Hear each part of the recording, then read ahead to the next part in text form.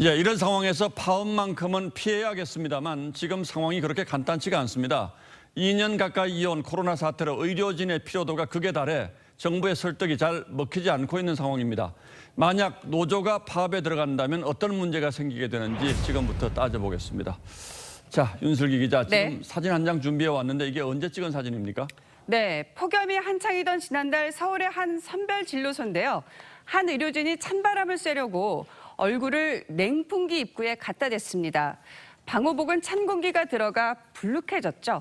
이 같은 코로나와의 사투가 1년 7개월째로 장기화되면서 무엇보다 인력을 확충해달라는 게 보건노조의 요구입니다. 예, 저희가 상상은 갑니다만 코로나 사태로 업무 부담이 얼마나 늘었다는 거죠? 보건노조는 간호사, 임상병리사 등 의사를 제외한 의료 인력으로 구성되어 있는데요. 이 중 간호사 비중이 60%가 넘습니다. 예.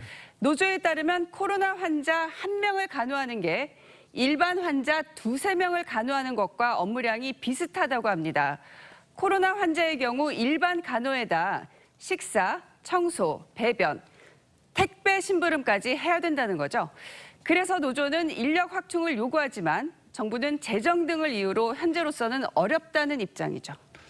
예, 그런데 꼭 이런 업무 부담 때문만이 아니고 그동안 정부하고 노조 사이에 갈등이 많이 있었다는데 어떤 갈등입니까?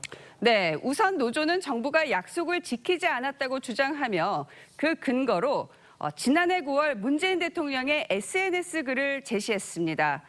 의사들이 떠난 의료 현장을 묵묵히 지키는 간호사분들을 위로한다며 간호 인력 확충 등에 정부는 최선을 다해 지원하겠다고 한 내용입니다. 예.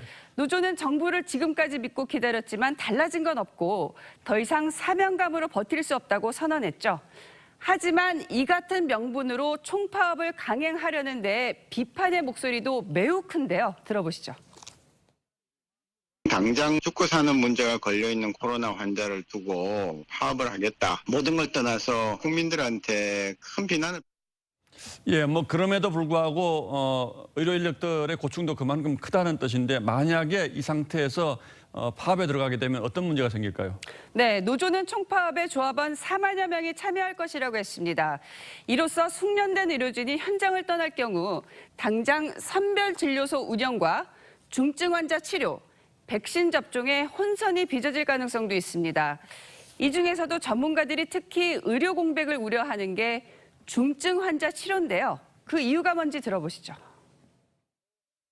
코로나 중증 환자는 간호사 인력이 4배이 필요한데 병원은 갑자기 사람 못 구하잖아요. 그 인원을 어디서 갖고 오냐고. 예, 의료계도 그렇고 우리 사회 전체가 더 이상 버티기 어려운 한계 상황으로 몰리는 건 아닌가 참 불안하군요. 그렇습니다. 예, 윤슬기 기자 잘 들었습니다.